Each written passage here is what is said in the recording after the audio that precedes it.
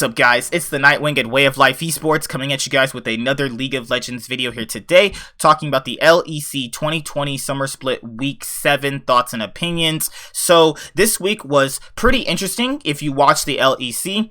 Fnatic and Origin are continuing to slump. The experiment Origin, have been trying with Jack Troll is not paying off very well. You also had Rogue and Mad Lions dropping games to SK Gaming and Team Vitality. Misfits had a really close game against SK Gaming. XL making playoffs the first time in the organization's history. G2 slowly coming back to form. And Schalke have been performing pretty well. And if they keep up this form, they could very well make playoffs after starting 1-10. Because in sports or esports, there are certain times that certain teams can, let's say, click, or the other word is they can start to get their form together, or the meta just suits them so well. So, as you know, going into next week, there is 3 days of gameplay, Friday, Saturday, and Sunday. So, G2 schedule is XL, Misfits, and SK Gaming. So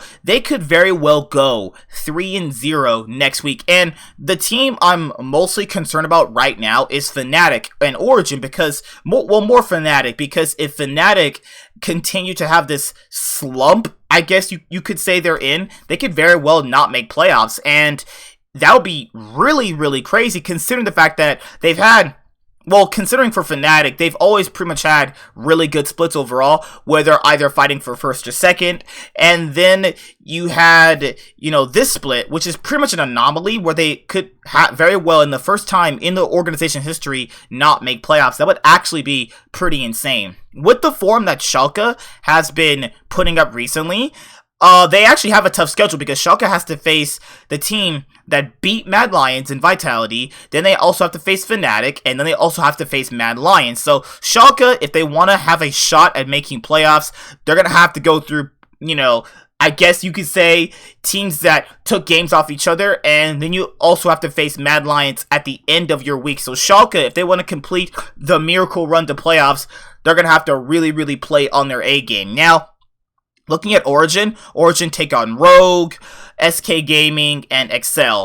And looking at their current form, I'm not really too sure if they could even pull off, wins consistently, and or good wins, if at that. So let's look at the game that Fnatic and Rogue played. Rogue drafted Renekton, Sejuani, Azir, Senna, and Tahm Kench. You also had Fnatic drafting Orin, Set, Net, Orianna, Sivir, and Bard. Reckless and Hylissang were losing the 2v2 to Hansama and Vander, a pretty standard bot lane overall. Nothing too, let's say, crazy, but it's nothing that bad either. Finn was actually performing pretty solid and standard on the Renekton pick. You had Larson showing that he can basically lead the team. From what I was seeing, I think that if you don't pick anybody on Mad Lions to be the MVP, I think that Larson or Inspired could be the MVPs of the split. Fnatic were trying some things, not gonna lie, but their composition, picking Sivir and Bard pretty much means that they have to be super stable, and they lost a 2v2. They gave over a kill to Hansama, which means you're firmly putting him in a position that they can ultimately win the game. Now, giving over 1 kill in the bot lane is not that bad, but looking at how bad Nemesis has been playing, it's been pretty telling. So this game, I guess you can say everything was all right, but then you also had these team fights where, it's all kind of unsynced, uncoordinated. They're chasing pretty hard, for this kill onto Finn, and then Hylissang ended up getting under the tower, caught, locked up. Then you also had Selfmade, I guess, trying to literally throw. Fnatic basically throwing themselves at Rogue. At that point in the game, I thought to myself, God damn, they just lost. Nothing more to see in that game. Then you also have this game, which was Schalke versus Origin. Schalke takes Orin, Lee Sin, Akali, Senna, and Tahm Kench. Then you have Origin taking Aatrox, Sejuani, Lucian, Syndra, and Blitzcrank. So I can see what Origin were doing. They were trying to basically show people that they're flexible. Nukeduck has always been criticized as split of just being on, Orianna, essentially. And he can potentially show you in this game his best feeding impressions for Lucian. Not gonna lie, most of his gameplay was nothing to be desired for. But as well as you can say for Origin, I'm pretty sure by next year in the next year, and then during the off season, before we get to the next 2021 spring split for the LEC coming into next year, I could easily see a roster overhaul, because this is just not working out. I don't have to be in their house, their living headquarters, to know this is not working out. This is not clicking. This is not good. This experiment with these veterans, these former veteran star players, is over. This is done. Just literally, hey, like, we'll see how far they get. If they can somehow manage to make a miracle run to Worlds, that's fine, but I still wouldn't keep the roster, you know? Like, I guess when you have little bits of success here and there, you know, when you're slumping, you could say, like, okay, well, we didn't play that bad during the summer split, right? No, hell yeah, you did. You played really, really bad. And the fact of the matter is, I just don't think they're going to make Worlds, you know, unless they supremely turn it around. Now, after the regular split is over, it's all best of 5. So, theoretically, they could be a pretty good best of 5 team.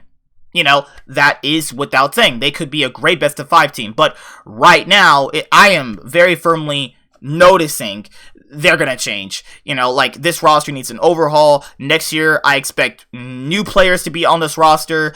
And that's just all I expect, because there's just nothing here anymore. You know, all these players have been figured out. Alfari is just constantly on Aatrox when he feels like he needs to take the priority in the lane. Schalke performing dives and winning them? What the fuck? What is this? Where did this Schalke come from? Where they can somehow coordinate dives properly? I mean, it is what it is at the end of the day. So, Abadage picking the Akali was surprising. Like, I don't know where this Schalke came at. Like, Gilius somehow decides to be good?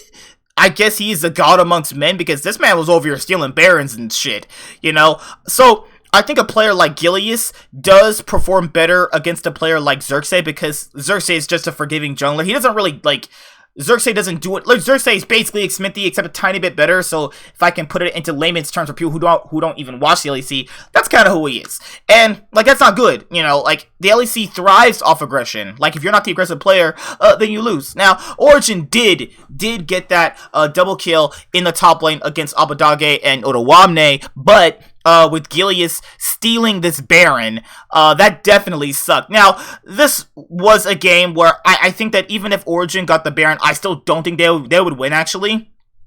But Gilius did steal it, and later on, Schalke beating Origin. Like, this experiment with Jactrol, like, a lot of people have their doubts. I mean, I'm still willing to give him a shot. I mean, it's still best of once. If Origin can somehow sneak into playoffs, given these last few weeks, maybe if they go 3-0, like, who knows? But I just think that all these players have their issues where they're just unwilling to change from them. Like, Nuke Duck, I'll give him credit. He's trying to switch it up. Nuke Duck is trying to play the aggressive picks and get his team, you know, where they need to go. But the other guys are just so stuck in their ways. Like, this seems like a team that is just so stuck in a meta that just does not exist anymore. And they want to constantly play like that. Now, I don't know if this stuff is working in scrims or if these guys practice these things in solo queue. That's not what I'm saying. What I'm saying is this is the same thing every single week. Like, I get people can regurgitate things about this team, but when I'm not shitting you guys. I watch these games and it's the same thing. Like, their gameplay is just, like, slow. Like, I don't know how to describe it. It just feels like they just don't really do much, you know? But to be fair, if most people could say I'm not a pro, so I wouldn't know what the hell they're doing, but to be fair, I'm not stupid, so I can definitely see what they're doing. And this is just not working out. All these players want to play a different way, even though it's the same way, but it's different. So it's just like, what the fuck? So that's pretty much it for Origin. It's hard to say if they're going to make playoffs, but I just doubt it highly right now. Given their form, Jactrol is just not what they need. You know, it's just not what they need. I think this org, specifically this team, is something that Bwipo talked about in, I think, a recent episode of Summoning Insight, where, like, Mithy wanted it to be a player-driven team. It just seems like Gilioto doesn't really have too much structure, because I guess he probably assumes it's a player-driven team. Now, that can be a good and bad thing, because I think adding structure is good.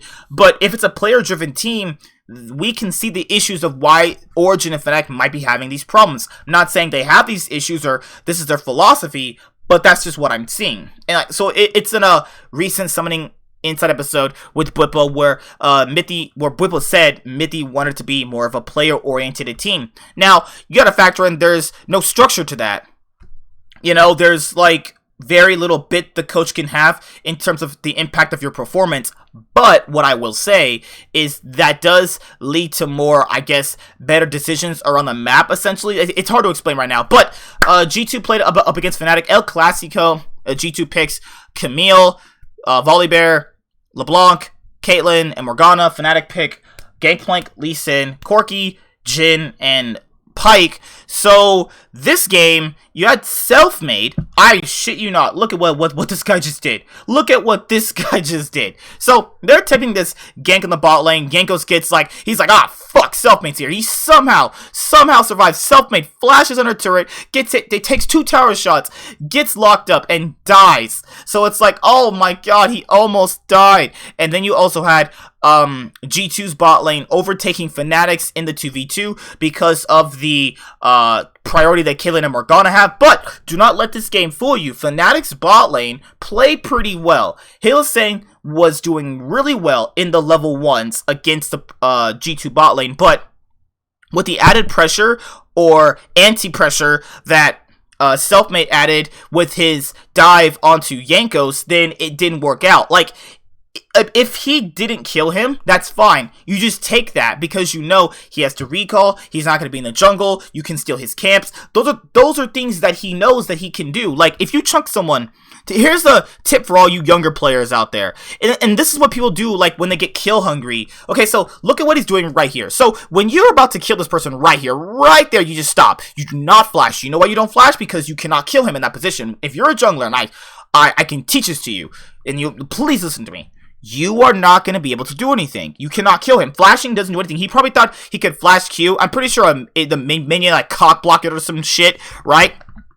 So with that being said, I can also say that taking the health he's at right there is a much better favorable thing you can do to further help your team, because now you can take jungle camps, you can get vision priority in other places. So him dying here really threw his team off, and he's the best player on the team so far, so he cannot be doing things like that, you know? I don't even know why the Fnatic bot lane even followed that shitty ass dive. Like, once they chunk Jankos out, that's all you need. You don't need to do anything else. Also, Nemesis played like shit in this game. Like, literal shit. Like, and I mean like literal shit so bad that I was like, this is a Fnatic mid laner. If you took the nameplate off of Nemesis, I don't even know what you would say he was playing. Like, you're probably saying he's playing like a diamond or some shit. Holy crap. But G2 smashed Fnatic. Like, by 24 minutes in, you knew G2 were winning. Wonder had a good performance, so did Yanko, so did Cap, so did Person, so did Mickey X. And G2 seems to be coming back to form. I don't want to say that yet. I don't want to make brash assumptions yet.